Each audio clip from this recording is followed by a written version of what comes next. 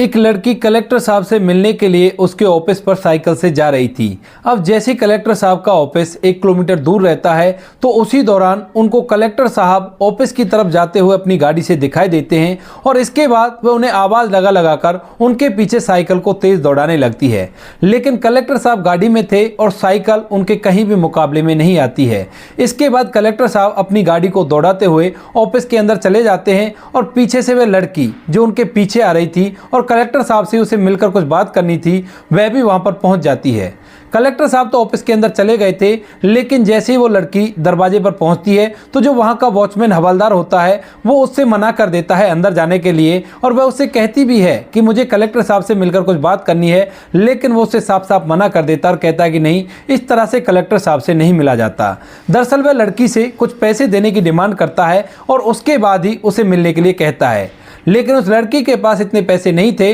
जो वह उसको कुछ पैसे देकर कलेक्टर साहब से मिल सके, तो इसी वजह से मजबूरन उसे वहां से वापस लौटना पड़ता है। वह कई बार उस हवलदार से रिक्वेस्ट भी करती है, लेकिन हवलदार उसको अंदर लेने के लिए तैयार नहीं होता है और उदास होकर वह वापस से अपने घर चली जाती है। जब घर में जाकर देखती है तो उसका पिता उसकी राह देख रहा है और आते ही वो उससे पूछने लगता है कि बेटी, क्या कलेक्टर साहब से मुलाकात हुई या नहीं हुई। तो उसके बाद बेटी कह देती है कि नहीं पिताजी, कलेक्टर साहब से मुलाकात नहीं हो पाई। उनका जो वॉचमैन था हवलदार, उसने अंदर घुसने से ही मना कर दिया और कहा कि तुम जैसे लोगों के लिए उनके पास टाइम नहीं है और तुम्हें तो मैं बिल्कुल भी अंदर नहीं घुसने दूंगा। इसके बाद बेटी अपने घर के काम धंधे में लग जाती है और पिता उस बात को सोचकर बड़ा ही हैरान होता है। दरअसल इस लड़की का नाम रोशनी है और रोशनी और उसका पिता इस छोटे से घर के अंदर रहा करते हैं। घर की हालत काफ़ी ज़्यादा खराब है, दीवारों पर प्लास्टर नहीं है, पेंट तो दूर की बात है, दीवारों की ईंटें बाहर ऐसे ही दिखाई दिया करती हैं। उसके ऊपर छोटा सा छप्पर पड़ा हुआ है, छत तक का इंतजाम नहीं है और वो लोग वहां पर खुशी से अपना जीवन व्यतीत कर रहे हैं। बेटी ने ग्रेजुएशन कर ली है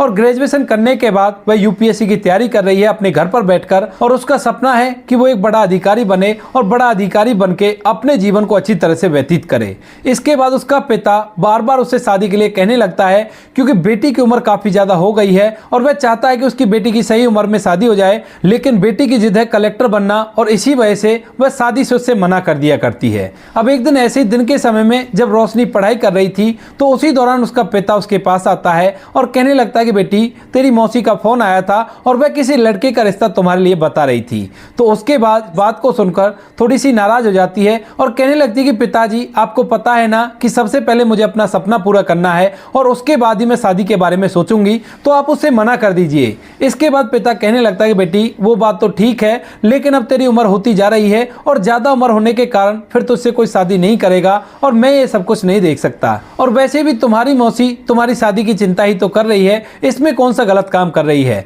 तो जो रोशनी है वो कह देती है कि ठीक है पिताजी, अगर ऐसी बात है तो उनसे बोल दो कि वो ही दोबारा शादी कर लेंगी, लेकिन मैं शादी अभी नहीं करने वाली जब तक मेरा सपना पूरा नहीं होगा। ऐसा कहकर वो अपने पिता से मना कर देती है और पिता भी अपनी बेटी की जिद को समझता है कि वह किस लिए कलेक्टर बनना चाहती है, क्योंकि दोनों बाप बेटी को पता है कि अगर वो कलेक्टर बन जाती है तो उसके बाद उनका वो काम पूरा हो जाएगा। इसके बाद दूसरे दिन सुबह सुबह जो पिता होता है वह कलेक्टर साहब से मिलने का तय करता है और दूसरे दिन अपनी साइकिल को लेकर वहां से कलेक्टर साहब के ऑफिस के लिए निकल जाता है। जैसे वो ऑफिस पर पहुंचता है तो वहां पर बाहर वही हवलदार उसे मिलता है और उस हवलदार से जब वो कलेक्टर साहब से मिलने का आग्रह करता है तो वह मना कर देता है। कहता है कि इस तरह से कलेक्टर साहब अगर तुम जैसे लोगों से मिलने लगे तो उनका तो पूरा टाइम बर्बाद हो जाएगा और वो अपने काम धंधे पर ध्यान नहीं दे पाएंगे, तो तुम लोगों को कलेक्टर साहब से नहीं मिलने दिया जाएगा, तुम यहां से चले जाओ। अब जब पिता रिक्वेस्ट करता है तो उसके बाद हवलदार जो होता है वो उससे पैसे देने के लिए कहता है कि अगर तुम्हारे पास कुछ पैसा है तो ही मैं तुम्हारा मिलने का इंतजाम करवा सकता हूं,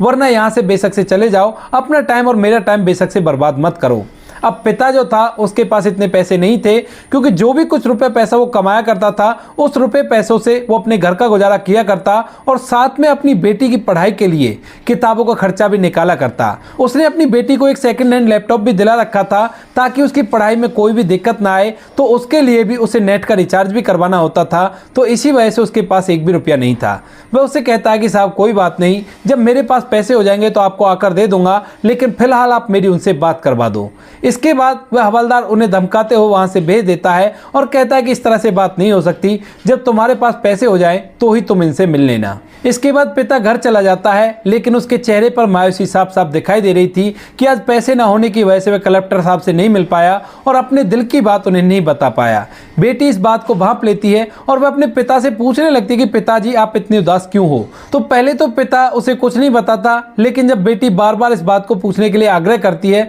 तो वह उसे बता देता है कि बेटी मैं भी कलेक्टर साहब से मिलने के लिए गया था, लेकिन वहां का जो हवलदार था उसने मुझे उनसे मिलने नहीं दिया और कहा कि अगर तुम्हारे पास पैसे हैं तो ही मैं तुम्हें मिलने दे सकता हूं। इस बात को सुनकर बेटी भी बड़ी मायूस हो जाती है और अपने पिता से कहती है कि पिताजी चिंता मत करो, जब मैं कलेक्टर बन जाऊंगी, जब आपको आसानी से ऐसे लोगों से मिलने दिया जाएगा, इतने दिनों तक आप इंतजार कर लीजिए और मैं अपनी पढ़ाई लिखाई पर गौर देती हूं। ऐसा कहकर बेटी पढ़ाई करने के लिए चली जाती है, लेकिन पिता के दिमाग में बहुत कुछ बातें चल रही थी। वह सोच रहा था कि मेरी बेटी जो सपना देख रही है क्या वो सपना पूरा भी होगा या नहीं होगा। इसी बात को लेकर वह अपनी बेटी के पास जाता है और वहां पर बैठकर उससे बातें करने लगता है। कहता है कि बेटी मुझे तो लगता है कि तुम्हारा ये सपना सपना ही रह जाएगा, क्योंकि तुम्हारे ऊपर ढेर सारी मुसीबतें हैं और उन मुसीबतों के साथ तुम कैसे कलेक्टर बन पाओगी। अब इस बात को सुनकर जो बेटी रोशनी होती है वह भी इस बात पर सोचने लगती है और कहती है कि पिताजी आप चिंता मत करो, मैं सब कुछ कर लूंगी, कोई भी कैसी भी दिक्कत नहीं है। ऐसा कहकर उसने अपने पिता को वहां से भेज दिया था, लेकिन ये बात उसके दिमाग में घर कर गई थी और वह सोचने लगी थी कि कलेक्टर बनने के लिए सब सुख सुविधा होना जरूरी है या फिर ऐसे ही बन जाया करते हैं। तो उसके बाद जो लड़की होती है वहीं पर जो उसका लैपटॉप रखा हुआ था, उस लैपटॉप पर जो फिलहाल उनके डिस्ट्रिक्ट के कलेक्टर थे जिसका नाम रवि था, तो रवि के बारे में सर्च करती है और उनकी कहानी जानने की कोशिश करती है। अब जैसे वो रवि की कहानी जानती है तो एकदम से बड़ी हैरान हो जाती है, क्योंकि जो यहाँ के फिलहाल कलेक्टर साहब थे उनके पास तो इतना सामान भी नहीं था जो कुछ रोशनी के पास था। रवि अपने घर से निकला था शहर के अंदर रोजगार कमाने के लिए, लेकिन जैसे ही वो कलेक्टर साहब के आवास के सामने से निकलता है तो अचानक से कलेक्टर साहब की गाड़ी आवास के अंदर जाती है और वहां पर जो वॉचमैन पुलिस वाला बैठा हुआ था वह एकदम से जोरदार सैल्यूट मारता है और गेटों को खोल देता है। अंदर बैठे हुए आदमी का रुतबा देखकर रवि के दिमाग में भी कलेक्टर बनने की चाह जाग जाती है और उसके बाद वह सोचता है कि चाहे जो भी हो जाए मुझे रोजगार तो करना है, लेकिन साथ में मुझे कलेक्टर भी बनना है। इसके बाद वह अपने घर वालों से फोन करके कह देता है कि अभी मेरी कमाई में कुछ दिन लगेंगे,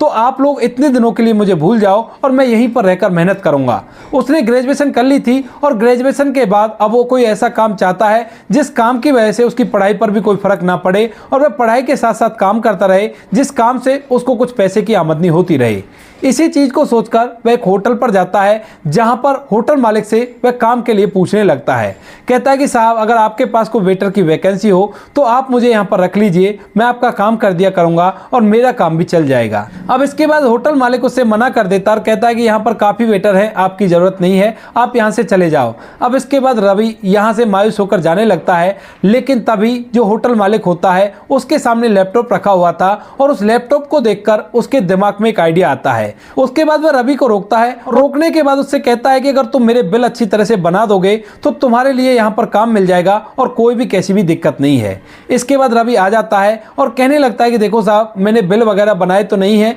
और ये चीज मैंने अपनी जिंदगी में पहली बार देखी है, लेकिन मेरे अंदर एक हुनर है कि किसी भी काम को मैं बहुत जल्दी से सीख जाता हूं। अगर आप मुझे सिखाओगे तो मैं इस काम को भी अच्छी तरह से सीख लूंगा। तो जो होटल मालिक होता है वह थोड़ी देर के लिए सोच विचार करता है और सोच विचार करने के बाद उससे उसकी पढ़ाई लिखाई के बारे में पूछने लगता है। तो रवि अपनी पूरी पढ़ाई लिखाई के बारे में बता देता है कि मैंने ग्रेजुएशन कर रखी है और यहाँ पर रहकर अब मैं यूपीएससी क्लियर करना चाहता हूँ ताकि मैं कलेक्टर बन सकूँ। इस बात को सुनने के बाद पहले तो जो होटल मालिक होता है वो एकदम से हंसने लगता है और कहता है कि तुम ये कैसी बात कर रहे हो, तुम होटल पर काम करके कलेक्टर कैसे बन सकते हो। तो वो कहने लगता है कि साहब लगता तो मुझे भी ऐसा ही है कि मैं ऐसा नहीं कर सकता, लेकिन अगर किसी चीज को हम दिल से चाहते हैं तो उसको मिलने के चांस 90% तक बढ़ जाते हैं और यही मेरे लिए काफी है। मैं इस चीज को दिल से चाहता हूं क्योंकि जब से मैंने कलेक्टर साहब को उसके आवास में घुसते हुए देखा है तो उसके बाद मेरे दिल में यही इच्छा हुई है कि मैं ऐसे छोटे मोटे काम ना करके इस नौकरी को प्राप्त करूं ताकि मेरा भी रुतबा हो, मेरे भी ठाट बाट हो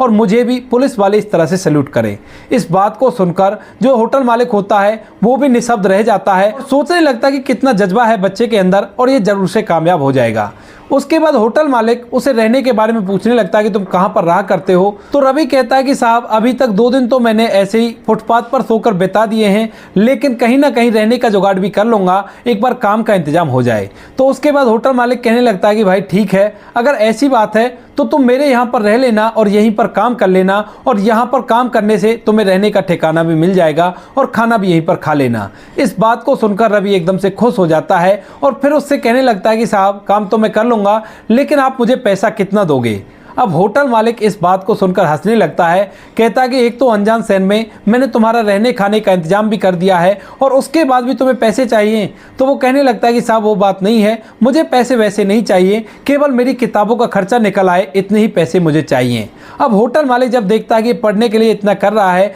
तो होटल मालिक उसे पढ़ाने के लिए एक कदम आगे की तरफ बढ़ाता है और कहता है कि ठीक है, तुम्हारी पढ़ाई लिखाई में जितना भी खर्चा आएगा किताबों का या किसी भी चीज़ का, वो सारा मैं अरेंज करा दूंगा और यहाँ पर तुम काम कर लेना। ऐसा कहकर वह रवि को वहाँ पर रख लेता है और रवि वहाँ पर रहकर अपनी यूपीएससी की तैयारी करने लगता है। लैपटॉप भी उसके पास था, जिस लैपटॉप से खाली समय में वो अपनी पढ़ाई भी कर लिया करता और वैसे भी रात के समय लगभग 1-1:30 बजे तक वो पढ़ाई करता और सुबह 4 बजे उठकर फिर से पढ़ाई करने लगता। अब होटल मालिक जब उसकी पढ़ाई लिखाई के जज्बे को देखता है तो उसे ज्ञात होता है कि उसका एक बेटा है जो पढ़ाई लिखाई से बहुत दूर भागा करता है और उसने भी अपने बेटे को बड़ा अधिकारी बनाने की कोशिश की थी, लेकिन उसका बेटा नालायक निकल आया। तो इसी वजह से होटल मालिक रवि का बहुत साथ देता है और उसके लिए काफी कम से कम समय काम के लिए निकाला करता है और कहा करता है कि बेटा तुम अपनी पढ़ाई करो और पढ़ लिख कर एक बड़ा अधिकारी बनो। रवि भी इन सभी बातों को समझता है और धीरे धीरे मेहनत करके एक दिन ऐसा आता है जब रवि एक जिला कलेक्टर बन जाता है। जिला कलेक्टर बनने के बाद जब उसकी पोस्टिंग होती है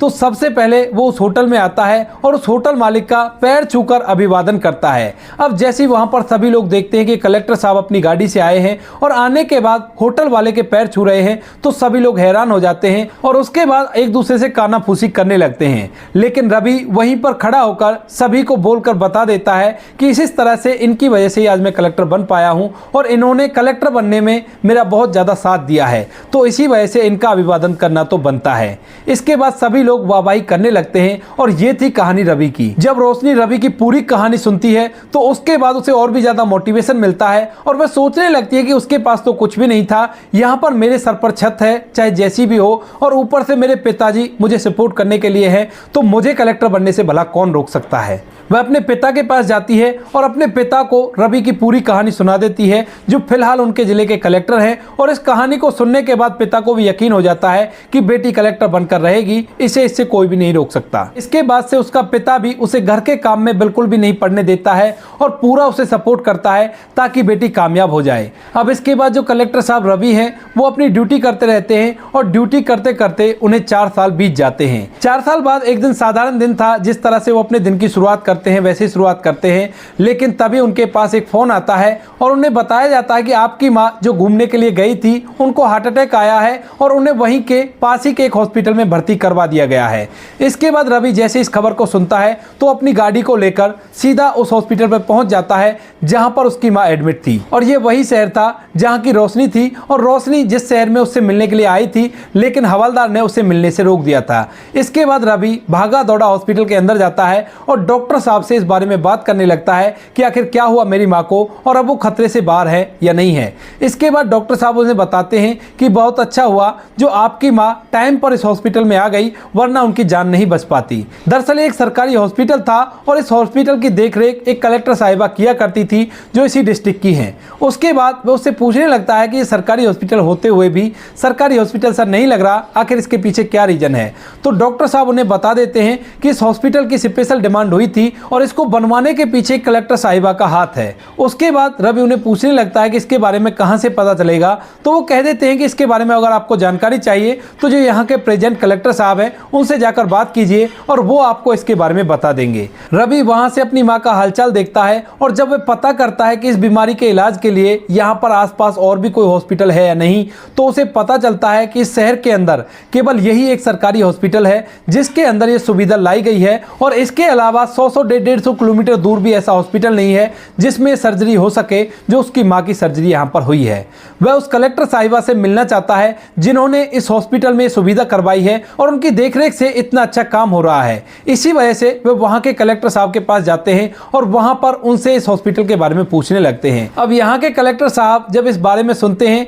कि एक कलेक्टर साहिबा की सुविधा को लाने की वजह से एक कलेक्टर साहब की माँ की आज जिंदगी बच गई है, तो वह भी इस बात से बड़े ही प्रभावित होते हैं। और उसके बाद उस कलेक्टर साहिबा को, जिस कलेक्टर साहिबा ने इस हॉस्पिटल के अंदर इस बीमारी का इलाज करवाया था, उसको फोन लगा देते हैं और उससे मिलने के लिए कहने लगते हैं। तो कलेक्टर साहिबा उन्हें बताती है कि फिलहाल मैं अपने गाँव में ही हूँ, अगर आप चाहते हो तो मैं वहीं पर आ जाती हूँ और आपसे मिल लेती हूँ। तो कलेक्टर साहब उनसे मिलने के लिए आग्रह करने लगते हैं और कहते हैं कि आपका कोई इंतजार कर रहा है और वह आपसे मिलने के लिए बहुत ही ज़्यादा बेकरार है। इसके बाद रोशनी वहाँ से अपने पिता के साथ अपनी पर्सनल गाड़ी से उसी ऑफिस पर आ जाती है जिस ऑफिस से कभी उसे पैसे ना होने की वजह से कलेक्टर साहब से मिलने दिया नहीं गया था। और यहाँ पर कलेक्टर साहब ने पहले ही फ़ोन करके वॉचमैन को बोल दिया था कि इस नाम की एक महिला आएंगी और उसको अंदर आने देना। अब वॉचमैन तैयार था कि इस नाम की कोई महिला आएगी, उसे अंदर जाने देता है। लेकिन जैसे ही कलेक्टर साहिबा अपने पिता के साथ पर्सनल गाड़ी से उस गेट पर पहुंचती हैं तो जो वॉचमैन हवलदार होता है उसकी आंखें फटी के फटी रह जाती हैं। दरअसल ये वही रोशनी थी